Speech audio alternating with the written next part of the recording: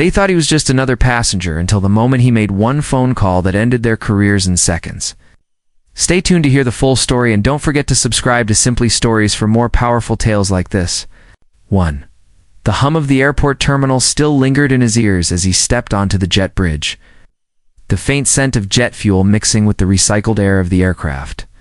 It had been a long week, the kind that left his shoulders heavy and his mind buzzing with unfinished business. So today he had opted for comfort over style, a plain hoodie, dark jeans, and sneakers. His ticket had been booked weeks ago. Confirmed first-class seat on a luxury flight that promised quiet space and a chance to breathe. As he crossed the threshold of the plane, the crew greeted other passengers with polished smiles and cheerful voices, but when their eyes landed on him, something shifted. The smiles faltered for the briefest moment, replaced with a flicker of hesitation and something colder. Almost as if they were mentally recalculating whether he was in the right place, he handed over his boarding pass without a second thought, and the attendant scanned it mechanically, her eyes darting from the screen to his face as if she couldn't quite reconcile the two. She stepped aside and gestured toward the plush seats at the front. But the polite tone felt strained, as though the welcome was forced. Still, he ignored it. He'd traveled enough to know that assumptions often ran faster than facts. He found his seat wide leather cushions, a gleaming armrest, the kind of space where you could stretch without bumping the person next to you. Sliding his carry-on into the overhead bin, he settled in, quietly exhaling, feeling the day's exhaustion begin to loosen its grip. The cabin buzzed with the usual pre-flight rhythm, overhead compartments slamming shut, seatbelts clicking, the muffled chatter of passengers finding their places. But as he adjusted his seatbelt, he noticed a cluster of crew members near the galley, their heads tilted toward one another in hushed conversation. A few quick glances in his direction were exchanged before they dispersed like nothing had happened. He didn't think much of it until one of them, a tall woman with perfectly pressed uniform and an almost rehearsed smile, began making her way toward him. She leaned slightly over the seat, her voice quiet but carrying a practiced authority. "Sir," she began, "I'm afraid there's been a small mix-up with the seating arrangement." He looked up, brow slightly furrowed. A mix-up. His voice was calm, even curious. He knew his seat was confirmed. The check-in process had been smooth, and the ticket in his pocket bore his name. This exact seat number. "Yes," she replied, her tone soft but edged with finality.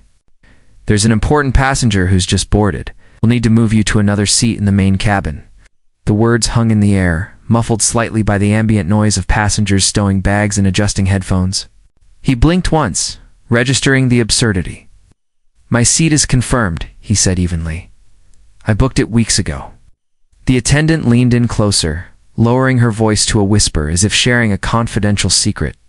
"It's for a VIP, a very high-profile guest. We need to accommodate him." Her eyes darted toward the boarding door, where a well-dressed white man was stepping on board, the shine of his shoes catching the cabin lights. Around them, nearby, passengers were beginning to notice the exchange. A middle-aged man in the opposite row smirked faintly, leaning back to watch. A young woman 2 seats ahead glanced over her shoulder with a flicker of disbelief in her eyes. The CEO could feel the weight of their gazes, some curious, some entertained, others quietly judgmental. He sat still for a long moment, studying the attendant's face, searching for a sign that this was anything other than what it seemed. But her smile remained fixed, her tone polite yet firm. The implication was clear, in their eyes. The person now boarding was worth more than him, and his presence in this seat was a mistake to be corrected. His jaw tightened, but his voice remained steady. He could have argued, he could have asked for a supervisor, demanded the airline's policy in writing, made the scene that some of the onlookers were clearly hoping for. But instead, he let the silence stretch for a few seconds longer, the kind of silence that makes people shift uncomfortably. Then, with a small, almost imperceptible nod, he unbuckled his seatbelt. Reaching overhead, he retrieved his bag in slow, deliberate movements. There was no rush in his posture, no frantic scramble that might suggest submission. He slung the strap over his shoulder, and for the first time, his eyes met the wealthy passenger's. The man didn't flinch, merely glanced past him as though he were invisible. The aisle felt narrower than before as he began the walk toward the back of the plane. Conversation seemed to fade just enough for him to catch snippets. A whisper here, a quiet laugh there. A couple of passengers pretended to be busy with their phones, though their eyes tracked his every step. The humiliation was a tangible weight pressing against his chest. But he carried it without letting it bow his shoulders. When he reached the cramped rows of economy, a passenger in the aisle seat gave him a small sympathetic smile as he slid into the empty middle seat. The cushion was worn, the legroom barely enough for comfort, the overhead bin already crammed with bags. He stowed his carry-on under the seat ahead, resting his hands on his knees for a moment as he steadied his breath. From this angle, he could still see the front of the plane. The plush first-class seats and the glass of champagne now resting in the hand of the man who had taken his place. The crew hovered around the new arrival with a level of attentiveness they had never shown him. Their smiles genuine now, their tone bright with deference. Inside, a slow burn began, not the hot, reckless kind that pushed a man to lash out, but a measured, deliberate flame. One that illuminated rather than blinded. He knew better than to waste energy on loud confrontations in moments like this. Sometimes silence carried more weight than any argument. He leaned back in his seat, the armrest pressing into his side. The muffled thud of the overhead compartment closing above him. Humiliation was real, yes, but so was the clarity. There were a dozen ways to address this. Some of them didn't require raising his voice at all. For now, he would sit here quietly, a seemingly compliant passenger in an economy seat. But in his mind, he had already begun arranging the pieces. Of a far bigger move, the seat felt even smaller now, the thin cushion pressing against his legs, the armrest digging into his side. The low hum of the engines vibrated beneath his feet. The muted voices of passengers blended into a steady background noise. Without drawing attention, he reached into his hoodie pocket and pulled out his phone. The screen lit up in the dim cabin, casting a faint glow across his hands. He opened the camera, angled it subtly toward the front, and pressed record. From his view, the lens captured the wealthy passenger settling into what had been his seat, the glass of champagne already in his hand. A flight attendant leaned in, smiling warmly, setting down a small plate of neatly arranged hors d'oeuvres. On the polished tray, their tone with him was completely different, respectful, attentive, kind reserved for someone they believed mattered. The CEO didn't zoom in or move too much. He simply let the camera roll, his expression neutral. The sound of polite laughter floated down the aisle, mingling with the faint clink of glassware. Over the noise, a sharper voice caught his attention. He tilted his head slightly, pretending to adjust his seat, and listened. Two attendants stood near the galley curtain, their words barely above a whisper, but laced with a smug familiarity. One of them chuckled under her breath. Honestly, I doubt he could afford first class anyway. Probably got some upgrade by mistake. The other replied with a low laugh. Yeah, it was for the best. Imagine sitting next to someone like that on a 10-hour flight. The words weren't meant for him to hear, but they carried just far enough to land exactly where they shouldn't. He didn't flinch. His eyes stayed on the screen of his phone as if he were scrolling through messages. Inside, however, every word was being filed away, stored alongside the footage, now quietly saving to his device. I had learned long ago that the most damaging evidence often came from people who thought they were safe enough to speak freely. He placed the phone on his lap, camera still angled forward, capturing moments without interruption. Passengers shuffled around him, some slipping off jackets, others pulling out tablets or books. He pressed the call button above his head, glancing toward the aisle. No one came. Minutes passed. The same crew member who had escorted him out of first class walked by twice, her eyes skimming past him without acknowledgement. He waited, patient, letting the silence stretch. An hour passed before he tried again. This time, he spoke quietly to a passing attendant, asking for a simple drink. She nodded, said she'd be right back, and disappeared toward the front. The drink never came. From the corner of his eye, he could see her pouring wine for another. Passenger just 2 rows ahead, her smile easy and warm. He didn't bother calling her again. His phone continued recording, the minutes ticking by. Every interaction, every sidelong glance, every selective act of service, all of it would serve its purpose later. A small movement beside him drew his attention. The elderly woman in the aisle seat had been quiet for most of the flight. Her silver hair neatly pinned back, her hands folded over the blanket in her lap. Now she leaned slightly toward him, her voice gentle but steady. "I saw what they did," she murmured, careful not to be overheard. "From the moment you stepped on, it wasn't right. You should say something." He turned his head to meet her gaze. Her eyes held a mixture of sympathy and quiet outrage, the kind that came from witnessing to many moments like this. Second, he considered telling her who he was, the leverage he held, the simple phone call that could change the outcome of this day. But instead, he offered a small, polite smile. "I have another way of dealing with this," he said softly. Her brows lifted in curiosity, but she didn't press further. She nodded once, as if sensing that whatever he had in mind didn't require an audience. He looked away, returning his attention to the glowing screen in his hand. The footage now told a clear story. The contrast between the deference given to one passenger and the quiet dismissal given to him as the plane cut smoothly through the sky. He let his gaze drift to the window. The clouds below stretched like endless fields of white, calm and untouchable.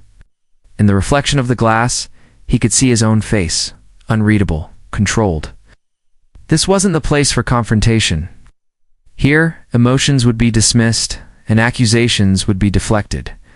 But outside of this plane, in the world where decisions carried weight and reputations could shift in seconds, the story unfolding on his phone would have consequences. He locked the screen and slipped the phone back into his pocket, his mind already running through the steps to come. No raised voice, no public argument, just the quiet, inevitable movement of power applied in the right place at the right time. He adjusted in his seat, the hum of the engine steady in his ears, and waited for the flight to continue. Every minute brought them closer to the moment when the game would turn, and they wouldn't see it coming until it was far too late. The hours in the cramped seat passed slowly, the low rumble of the engines blending with the occasional rattle of the drink cart and the murmur of conversations. Midway through the flight, the smooth hum of the journey shifted into a sudden, uneven vibration. The seatbelt sign chimed overhead, and the plane dipped slightly before steadying again.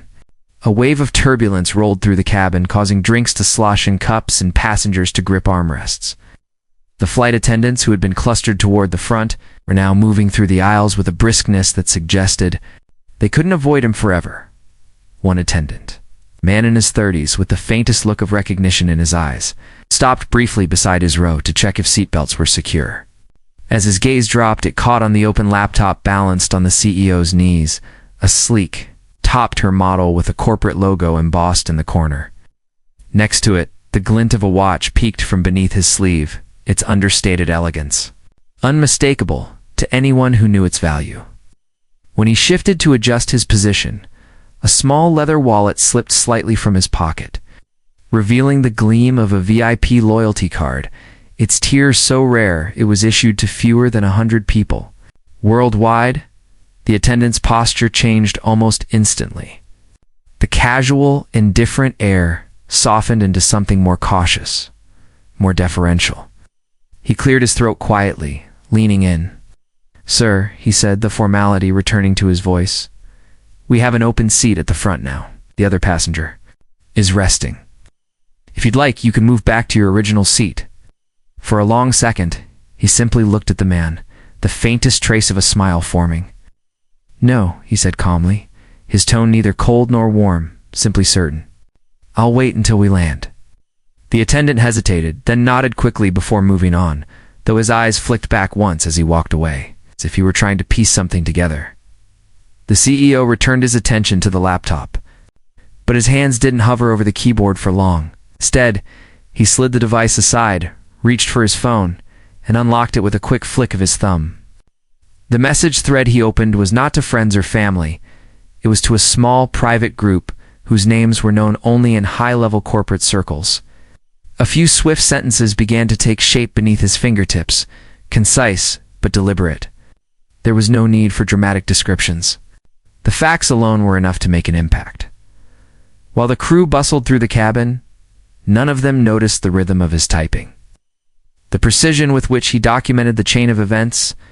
He included the treatment he had received, the conversation he had overheard, and the fact that his confirmed first-class seat had been reassigned based purely on appearance and assumption. He attached short video clips from his phone, the wealthy passenger being escorted to his former seat, the casual laughter in the galley, the neglect in service. The messages went out, each one delivered instantly to the phones of people who could end careers with a single call. At 35,000 feet, the air was thin, but the weight of those messages began to settle far below. In offices and boardrooms where the airline's most senior figures were just starting to see the incoming alerts, he kept his demeanor unchanged, leaning back slightly, scrolling idly as if nothing in the world were urgent. To the passengers around him, he looked like a man passing the time, reading emails or watching the minutes crawl toward landing. Only he knew that the quiet machinery of influence had already begun to turn. The people he contacted weren't just acquaintances, they were direct partners in a recent multi-million-dollar deal that the airline had celebrated as a game-changer. And now, that same deal was tied to the incident unfolding in this very cabin.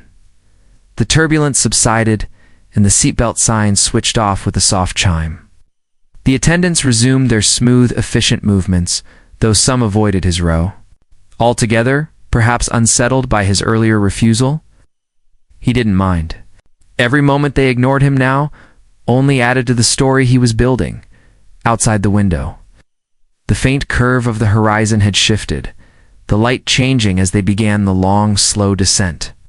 The wing tilted gently, and the city below came into view, clusters of lights and winding roads growing sharper with every passing minute.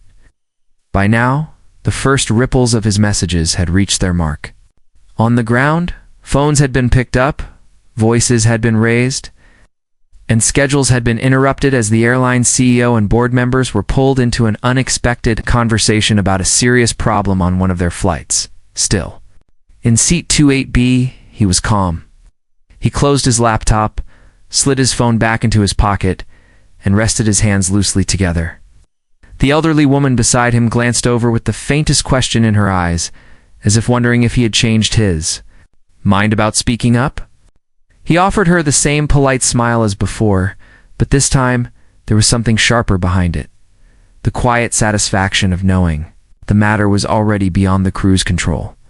The plane dipped lower, the landing gear groaning into place. The cabin crew began their final checks, moving past him without a word. If they sensed something different in the air, they didn't show it. But he could feel it, that subtle shift when the balance of a situation turns. When the people in power don't yet realize the ground has already shifted beneath them, in a few minutes, the wheels would touch down, and the calm mask he'd worn since boarding would remain exactly where it was. But on the other side of that jet bridge, the faces waiting for this crew would tell a completely different story. The descent was nearly over, but for some, the real fall was about to begin. The wheels touched the runway with a deep rolling thud, the familiar screech of rubber on asphalt echoing through the cabin. The engines roared in reverse, slowing the aircraft as the skyline in the distance blurred past the windows. Passengers shifted in their seats, reaching for bags, switching on phones, and releasing the impatient energy that always came with landing. He remained still, waiting as the plane taxied toward the gate, the calm expression on his face betraying none of the storm already brewing outside. The seatbelt sign chimed off, and the usual shuffle began, people leaning into the aisles, pulling down overstuffed carry-ons, eager to escape the cramped space. He rose slowly, his bag slung over his shoulder, allowing the eager crowd to push ahead. There was no need to hurry. His timing was already perfect. When he finally stepped through the doorway of the plane, the atmosphere shifted immediately. Standing just beyond the jet bridge were 3 senior airline officials in dark suits.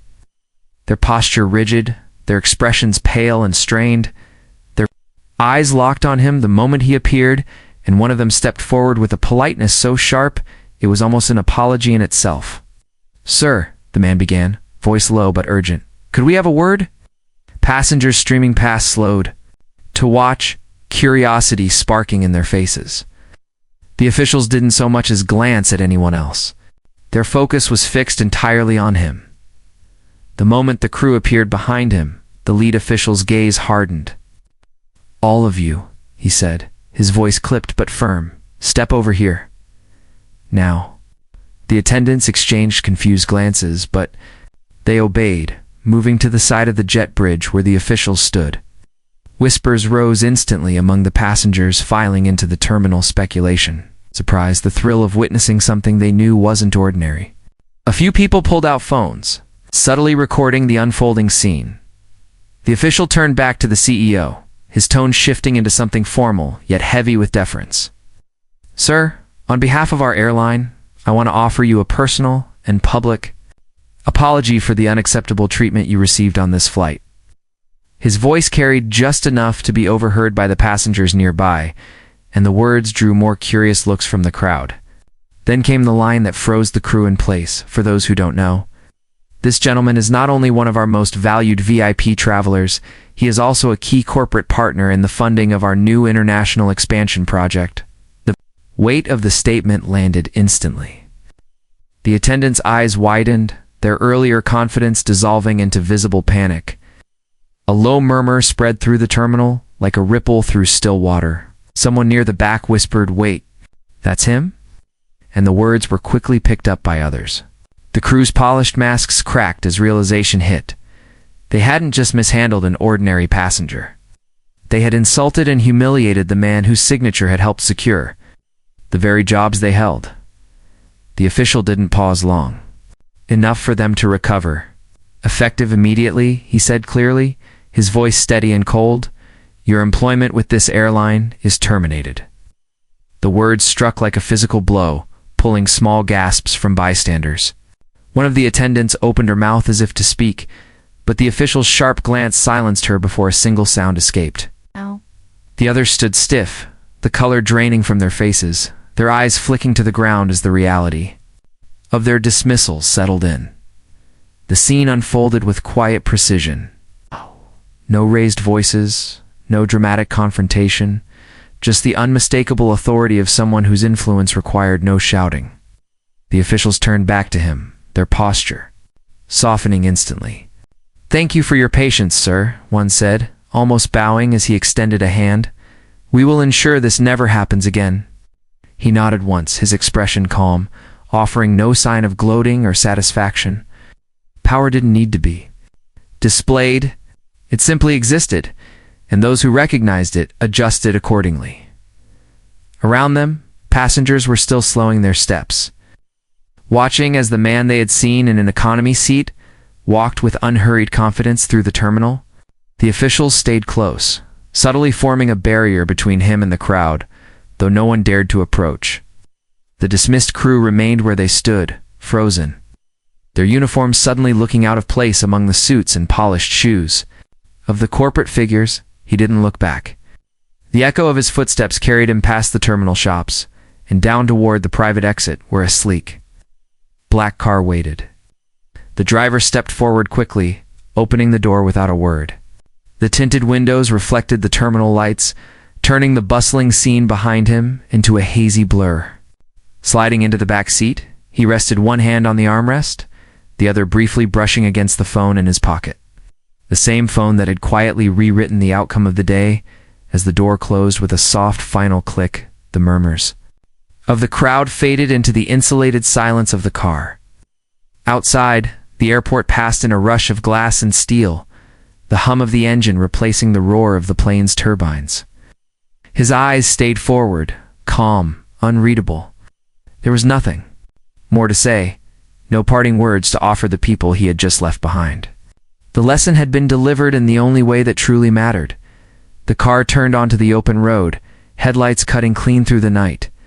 In the quiet, the power of the moment settled not in the volume of what had been said, but in the restraint of what had been left unspoken. The screen faded to black in the mind's eye, and the words seemed to linger in the air like a final truth. Power is not in how loud you speak, but in how quietly you act.